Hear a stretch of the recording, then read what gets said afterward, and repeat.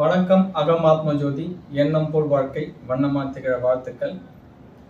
இப்போ பொதுவாக எல்லாரும் நிறைய கலராக மணி போட்டிருக்காங்க. கழுத்தில் மணி போடுறாங்க, கையில் பிராஸ்லெட் போட்டிருக்காங்க. இப்போ பொதுவாக விற்கிது. இது மாதிரி கலர் அந்த மணிலாம் யூஸ் பண்ணுறாங்க. இப்போ அந்த மணிலாம் போடலாமா போடக்கூடாதா? நிறைய பேர் எங்கிட்ட ஆறா பார்க்குறவங்க கேட்பாங்க. பொதுவாக நிறைய போட்டிருக்காங்க. இந்த கோயிலில் கொடுத்தாங்க, கை கட்டிட்டேன். இந்த கோயிலில் கொடுத்தா இந்த மணி போட்டேன், இந்த ருத்ராட்சம் போட்டிருக்கேன், இந்த முத்துமணி போட்டிருக்கேன், இந்த கிறிஸ்டல் போட்டிருக்கேன் அப்படின்னு சொல்லுவாங்க. நீங்கள் பொதுவாக ஒரு விஷயம் பிடிக்கணும்.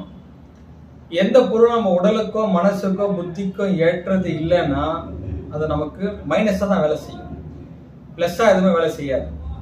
இப்போ அதை எதையும் சரி பண்ணலாம், எதன் மூலியமா அதை பார்த்து தெரிஞ்சுக்கலாம் அப்படின்னு சொல்லிட்டு பார்த்தீங்கன்னா, ஆறாம் மூலியமா நீங்கள் பார்த்து தெரிஞ்சுக்கலாம். இப்போ ஆறாம் மூலியம் எப்படி பார்க்கணுன்றதை நான் உங்களுக்கு ஒரு உதாரணம் சொல்கிறேன். இப்போ எனக்கு உகந்த ஒரு கிறிஸ்டலை பற்றி நான் உங்களுக்கு காட்டுறேன். உதாரணத்துக்கு